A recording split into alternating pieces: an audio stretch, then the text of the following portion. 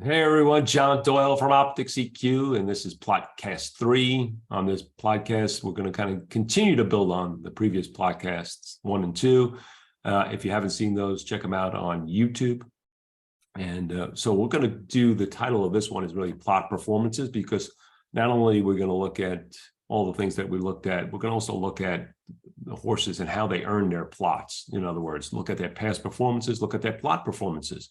Right, because we keep the result plots for all these horses, so you can look at any run line and determine how that race was laid out, see if we can see some patterns, some typical things that horses might like, some winning kind of profiles for these horses based on their plots. We're going to be using race 6 at Belmont today. This is June 15th. And you can see it there. This is the surface distance plot to the right. So let's just kind of dive in there. The first thing I want to kind of do is just do what we've done before, is take a look at the quad percentages. And that again gives us, a kind of inkling of which horse fits the track profile from a squares and circles perspective the best. And I got it up here, and you could see that the 3 has a bunch of lines above I'm going to highlight the 0 so you can see right across. Oh, not too good, but you get the gist. The 3 has kind of a dominant plot from that perspective. 4 and 7 mucho negative, and then the 8 and 9 positive, and then the rest kind of look neutral, right? They're just kind of on the line. So no reason to eliminate those horses. 3 strong, 4 and 7 potential elimination horses. But let's continue on and let's look at some of the other things. Let me just clear this. Okay, so next thing we're going to look at is kind of the plot dynamics. And we see contention and speed rating, and the plot fit is yellow. Now, this is a yellow plot fit, but I'm going to show you, I think this is a well behaved one, because again, we're looking at this kind of white band down the diagonal side of the plot. And you can see these horses, for the most part, with maybe the exception of the 4 and the 7, kind of are outside that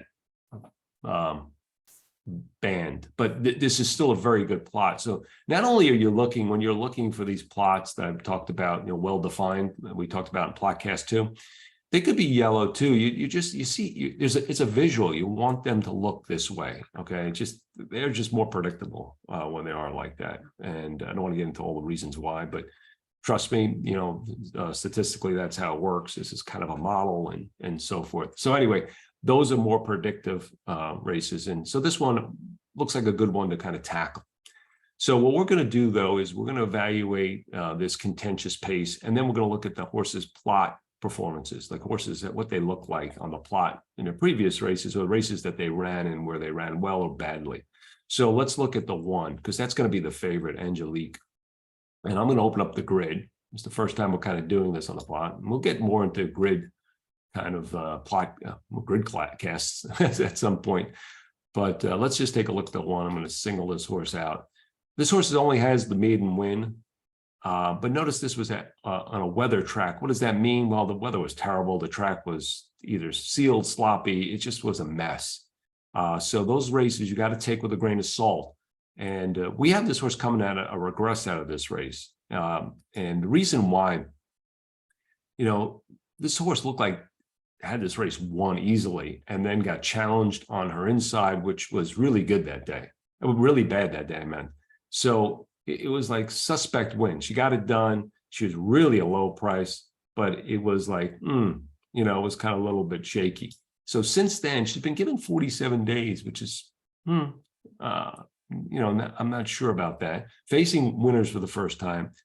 Changes barns, went from Windstar to Sienna. I don't know what to read in that. I'm not saying anything, but it's got this regress.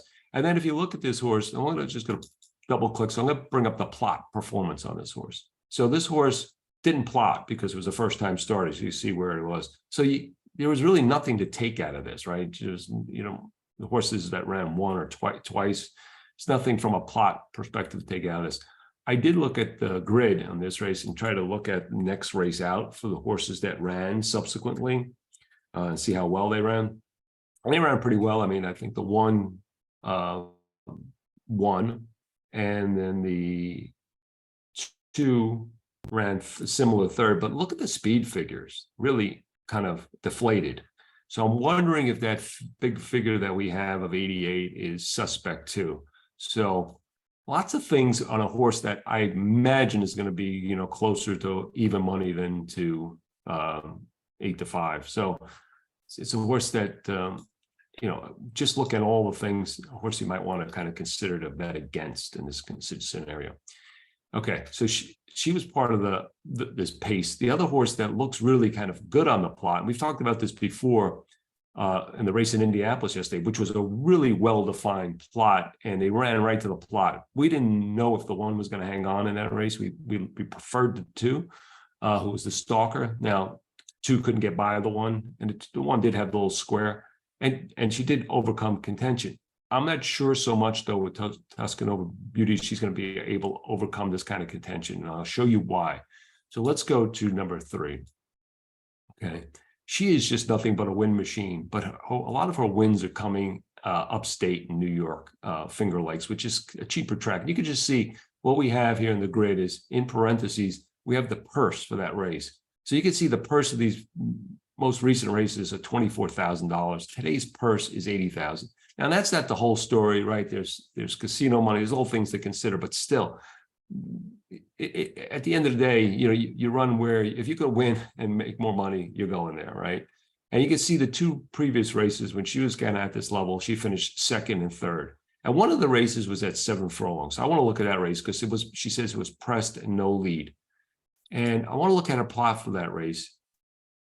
And look at her plot. She plots. She's the one. Tuscanova Beauty. Look at her plot. I mean, it's just awesome. She's well above on surface and distance, big square on standard, no contention, low speed rating, and she still couldn't get it done. Okay, today is much different. She's at the same level again, same distance, and now she's got to deal with this kind of pace scenario. So that's the reason I'm not high on her. Now, she is 9-2 in the morning line, and if she goes higher, you might want to consider her just on price, but if she's 9-2 or below, I'm going to probably stand against her. I just don't think this is the right level and the right distance for her, especially with this pace contention, right? So maybe if she got another race like she did, she'd be more likely, but she could only finish 3rd with that other race. So we're looking at a prop performance that, she should be the dominant. She should win this race, right? Based on the plot. She didn't. Okay. So that's the number 3. The other horse is the 5. I'm not going to get too much into the 5 at all. I'm not going to get into the 5. Just a big kind of circle in this pace contention below the other horses as far as up on the y-axis, a negative. I just think she gets, she doesn't make it on this, pace scenario. The 4 is a kind of another EP. We talked about the 4 being such bad on the track profile, so we're not going to kind of go through the 4. So let's look at the horses kind of coming off the pace a little bit. We're going to start with the number 8. He's going to be just a little bit, a little square on quadrant 1, which is a good plot, a little circle, not bad. The 8 is a horse that, if you look at his last race, she won, dueling. She's just first time versus winners. Let's double click. It was at 7 furlongs. She plotted well, similar kind of plot, but I mean, this plot just looks a lot easier for her, right? I mean, first of all, there's just horses that don't plot, first-time starters. It looks like she can sit a trip right behind some big circles, not kind of get involved. So kind of an easy win. I mean, I don't hold it against her. She kind of plots similar to today. I just concerned about the class upgrade and so forth. It was a kind of a big win for her last time, but the figure came back slow. So, I don't know what to do with her. She's okay. She seems like she's kind of improving.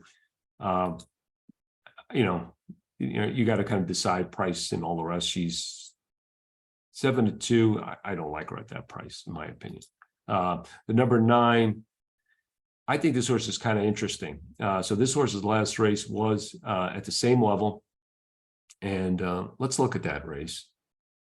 Interesting to notice that Pratt, who's on the 8, I don't know if he had a choice or Velasquez took this mount. It's kind of an interesting jockey change. I'm not going to overread into it, but let's look at the plot on this horse. This horse plotted as a circle in quadrant 4. Terrible plot. But this horse overcame this plot and ran 2nd. I think that's a positive. Now, there was another horse in this race that is in today's race. It's Reigning Chick, the number 6. Look at the plot of that horse. A much better plot for this pace dynamic. You can see it's a similar pace dynamic to today. In fact, probably even more favorable off the pace horses. And the 6 couldn't get it done, while the 1 outran his plot dramatically. So this horse is considering, I don't know how to take the jockey read, but if there's other kind of handicapping, you kind of look into it. I think the 7 furlongs will help this horse, not hurt her. So I think, 6-1, she's worth a look at that price or above. Okay. Let's look at we looked at the 2, right? That was the horse that we were looking at. Now, this is another horse that kind of plots well, but had a similar plot and didn't get it done last time in that same race. Now, it had a little bit of a shuffle in that race.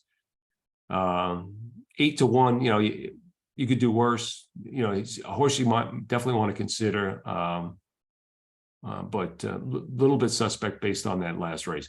Now, the 6 is a horse that looks too slow. And, it's going to be coming from way back, but gets the right pace dynamic. And if you go back to this horse's last race, was at 8 furlongs. I guess she's kind of been slow out of the gate the last 2 races. She didn't have a surface distance plot at the time, and she had a similar pace dynamic. She closed into and got up for 3rd. She could be definitely take advantage of maybe a hot pace and kind of get into the exotics. So it's a horse to watch. Interesting rider change, definite upgrade to Castellano in here. So, maybe this horse kind of sits and makes one run and picks the pieces up from what looks like a contentious pace. So I think you can see that you can use the plot and the plot performances to look at horses and to get a kind of indication of races they're coming out of, so you can upgrade or downgrade them based on that, upgrade and downgrade their plot based on that. And also try to read a certain pattern where maybe there's a certain thing a horse likes, a certain pace dynamic that the horse likes. And you can go through, again, any of those past performances on the grid, click it, you get the result plot, which is an invaluable tool and a lot of fun to use if you're handicapping. And if you want to do this handicapping yourself, it's a great tool to use. So that's it for John Doyle. If you want any more information on these podcasts, go to YouTube. We're going to kind of just run them as a series. If there's a topic that you want to discuss, let us know. You can reach us at OptixEQ.com. You go to our contact list and you can just put your information in there. So thanks for listening and good luck at the races today.